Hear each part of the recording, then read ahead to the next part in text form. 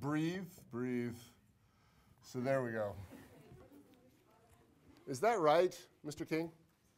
I believe so. Have you actually done anything with your calculator to determine if it's right? And so he is a trusting soul.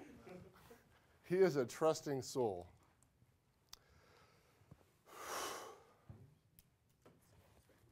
Is that right? Yes, sir, it is. So you want to, what's the next one? She's looking like she's not having enough fun, and so she wants to do more accounting. Now what? The adjusted cost of goods sold. Ooh, thank you for that. That was I now have 3 new questions, thanks to Angie. So you can blame her, Heidi. What is the name of this arrow? Cost of goods manufactured. Ooh, there we are. Cody, what's the name of this arrow? Mr. Little? What's the name of this arrow? Cost of goods sold it is. Okay.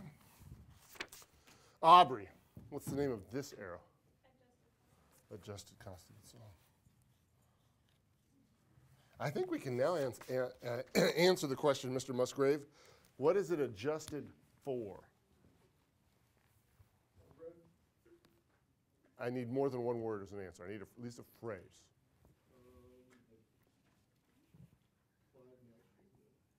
No. Angie, how would you answer? Over or under applied manufacturing. Yes, over or under applied manufacturing overhead is what it's adjusted for. And do we have over or under applied manufacturing overhead in there right now, Mr. Newland?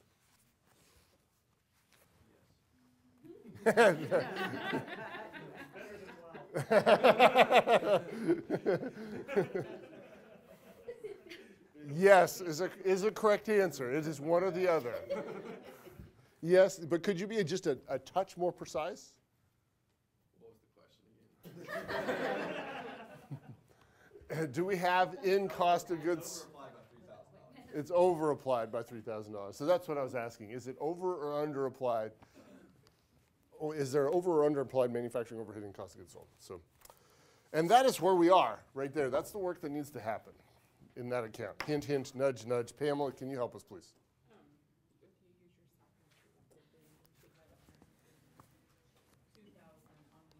Ooh. Maybe sock and shoes getting just a wee bit too popular. Because I'm going to ask you the same question I asked Mr. Kanoy.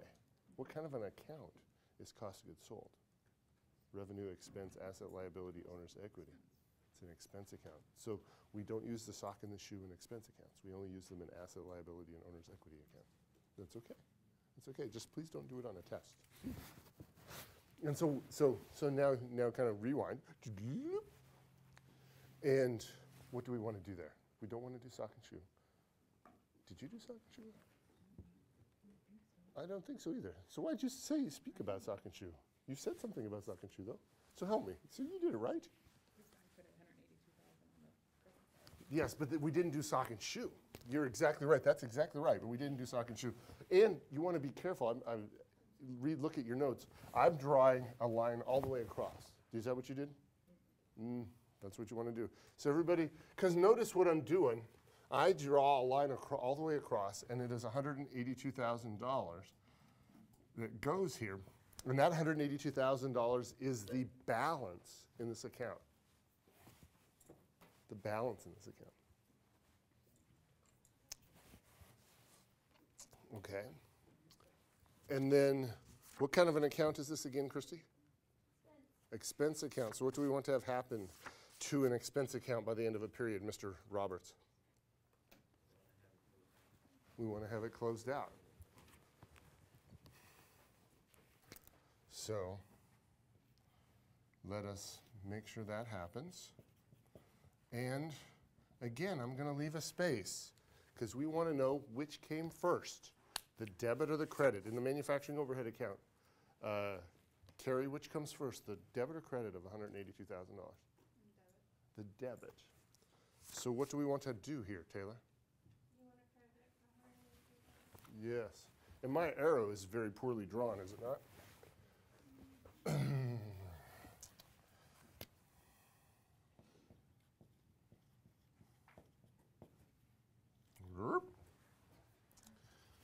$182,000. Now what? Are we done yet?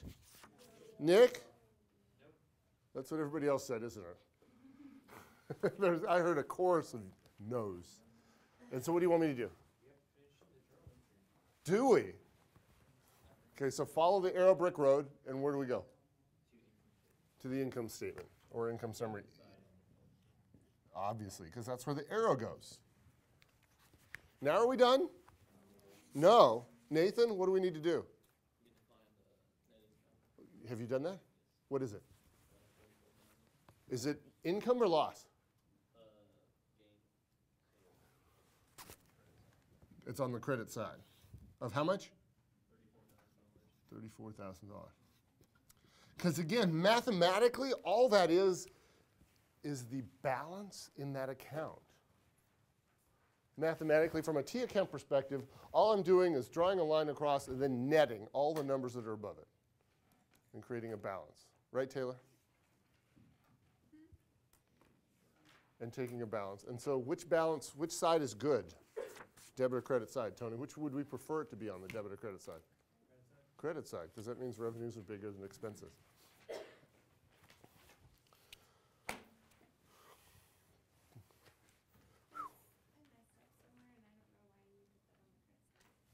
Put what on the credit side? Because, have you added up all these numbers? What do they add up to? A number bigger or smaller than 285,000? Smaller by how much? 34,000. And so that's what this is. So we're just taking a balance of everything. We're just netting everything. And so this is smaller. This side's smaller than this side by 34,000. And so we just put it down there. Okay?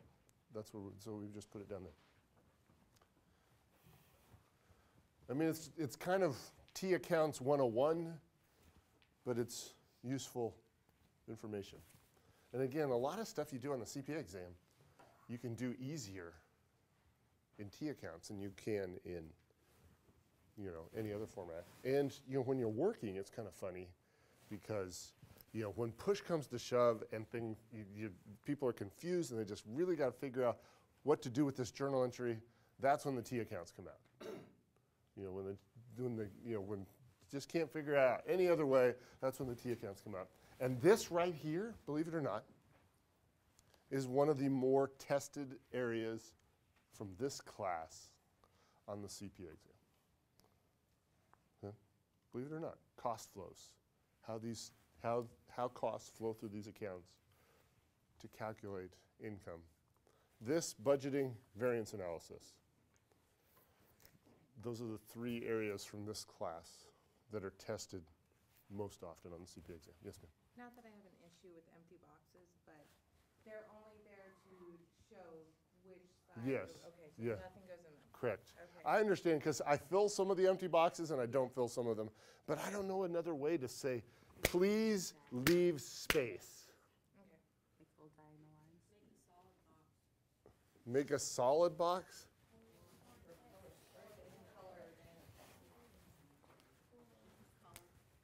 Do something like this. Zzz.